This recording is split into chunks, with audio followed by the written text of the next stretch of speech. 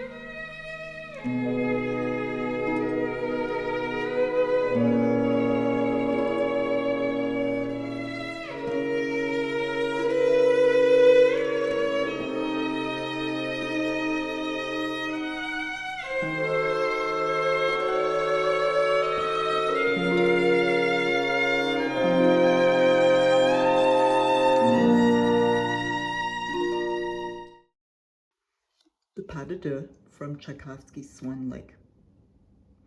A swan pas de deux, not for the amateur, single-jointed need not apply. In fact, you have to fly.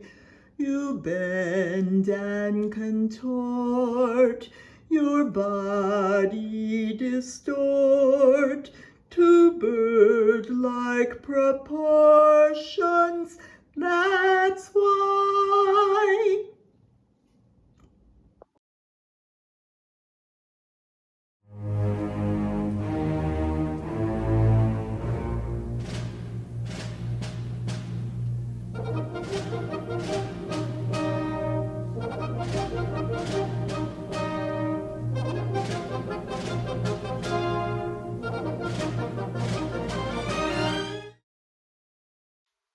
Tchaikovsky 1812 Overture, and as it is meant to be about the Russians fighting the French, this is about Napoleon.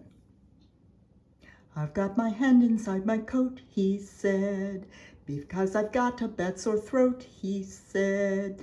Some nutty people who are loony in the head think they are me, Napoleon, but I am dead. And of course, no insult intended, just humor.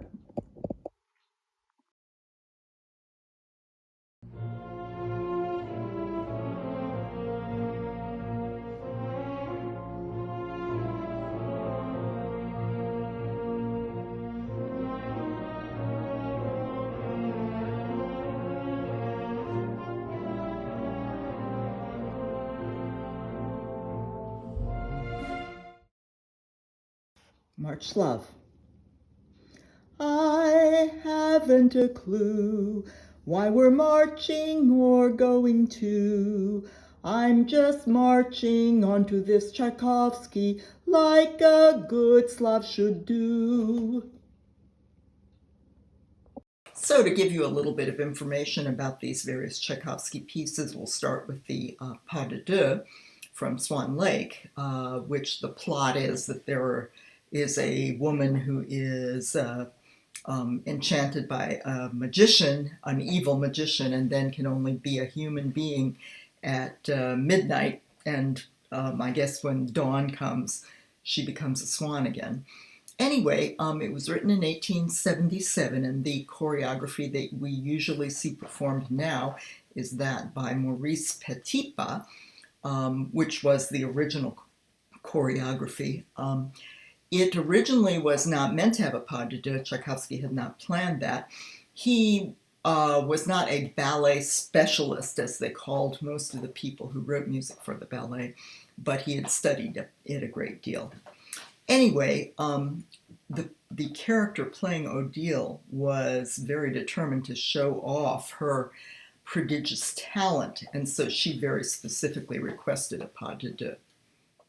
The next piece is the Tchaikovsky 1812 Overture, which he intended to be to the glory of Napoleon, and other people have at least tried to write things to the glory of Napoleon, including Beethoven, as you may hear about in another episode of this. And he wanted it to be very, very dramatic, and he introduced cannons and ringing chimes and many other things that are not usually in an orchestra, which made it very exciting and very noisy. In the 20th century, a guy named Malcolm Arnold composed a piece that was pretty much the same, except that he used, 4 rifles, 3 vacuum cleaners, and an electric polisher. I have not heard it. I would be interested to hear it myself. The third piece, the Marche Slav, was written to show homage to the Serbians in the Ottoman Empire War. Although Tchaikovsky was Russian, the Russians supported the Serbians in this war, and there were a number of soldiers or men who volunteered to be soldiers to support the Serbians and to fight with them.